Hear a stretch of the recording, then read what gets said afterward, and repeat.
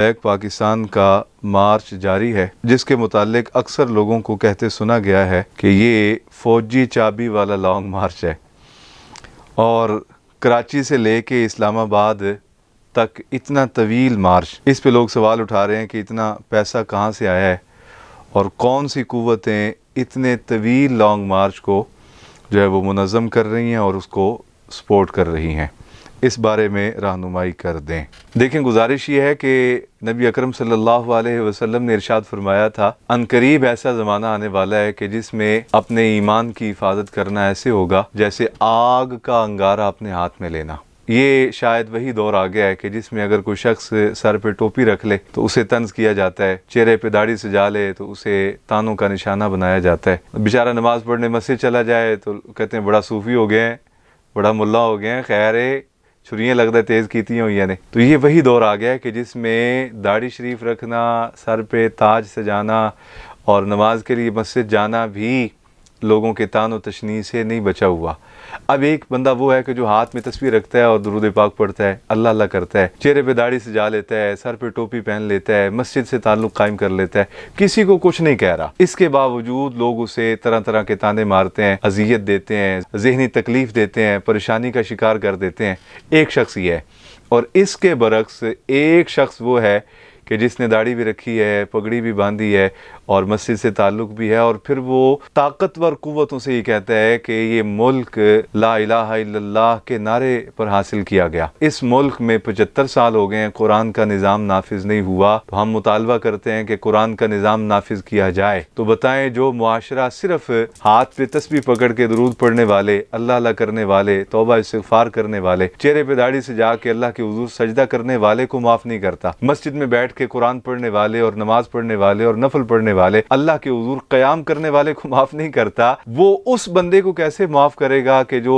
قوانین اسلام کے نفاذ کی بات کرے گا؟ یہ تو طے شدہ بات ہے کہ جو بندہ بھی اس دور میں اسلام کی بات کرے گا، قرآن کی بات کرے گا، نظام مصطفیٰ کی بات کرے گا، وہ طعن و تشنیع کا شکار ہوگا۔ اب چونکہ لوگوں کو جلن اپنی اپنی ہے، کسی کی دال یہاں نہیں گلی تو کسی کی دال یہاں نہیں گلی، کسی کو پالا گیا اور پالنے کے بعد وہ سامنے کھڑا ہو گیا تو پھر اسے رسوا کیا گیا، پھر اس کی پارٹی سے لوگوں کو نکالا گیا، کسی کو جو ہے وہ زبردستی دبکا کے کئی سالوں سے باہر بٹھایا ہوا ہے۔ تو یہ سارے وہ لوگ ہیں کہ جن کو تھوڑا تھوڑا دیا بھی جا رہا ہے اور رسوا بھی کیا جا رہا ہے۔ ہمارے علاقے میں ایک صاحب تھے تو ان کے بارے میں مشہور تھا کہ ان کے جو ملازم ہیں وہ ان سے پریشان رہتے ہیں لیکن ان کو چھوڑ کے بھی نہیں جاتے۔ تو کسی نے پوچھا کہ آپ کے ملازم ذہنی طور پہ آپ سے تنگ بھی رہتے ہیں اور آپ کو چھوڑ کے بھی نہیں جاتے، یہ کون سی گدڑ سنگھی آپ کے پاس ہے کہ آپ کے ملازم آپ کو گالیاں بھی دیتے رہتے ہیں اور وہ آپ کو چھوڑ کے بھی نہیں جاتے؟ تو انہوں نے کہا میرے پاس ایک نسخہ ہے، وہ نسخہ یہ کہ میں اتنا بھوکا نہیں رہنے دیتا کہ یہ بھاگ جائیں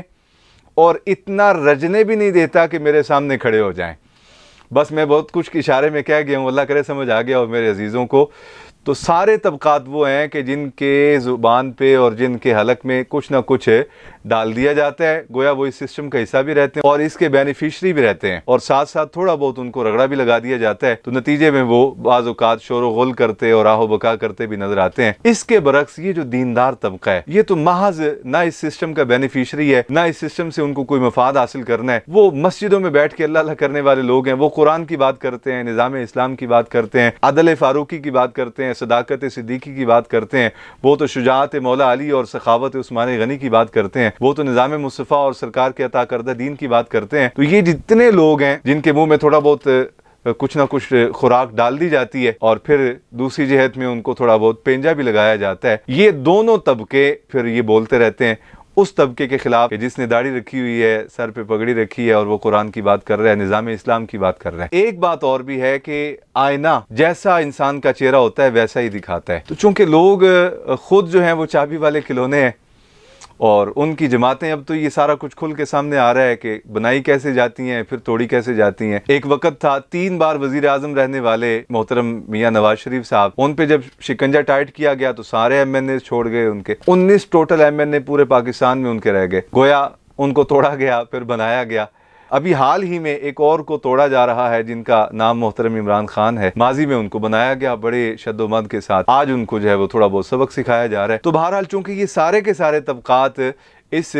جمہوری نظام کے بینیفیشری ہیں اس وجہ سے ان کو قرآن کی بات کرنے والا پسند نہیں آتا۔ نتیجہ یہ نکلتا ہے کہ یہ سارے لوگ اکٹھے ہو کے اس غریب کو پڑ جاتے ہیں، وگرنہ کیا کسی نے کسی کو جو ہے وہ سپورٹ کرنی ہے اور کیا کسی نے کسی کو پیسہ دینا ہے۔ اس دور میں تو بابا اولاد کما کے والدین کو نہیں دیتی، والدین کے پاس کچھ ہو تو وہ مرتے دم تک اولاد کو کچھ نہیں دیتے، تو یہاں کسی نے کسی کو کیا دینا ہے۔ اصل بات یہ ہے کہ جو جس کا نام لیتا ہے اس کو وہ سب کچھ عطا کرتے ہیں، تو چونکہ یہ نام لیوا خدا اور مصطفیٰ کے ہیں تو خدا اور مصطفیٰ ان کو عطا کر دیتے ہیں۔ بقیہ رہی یہ بات چابی والے کھلونے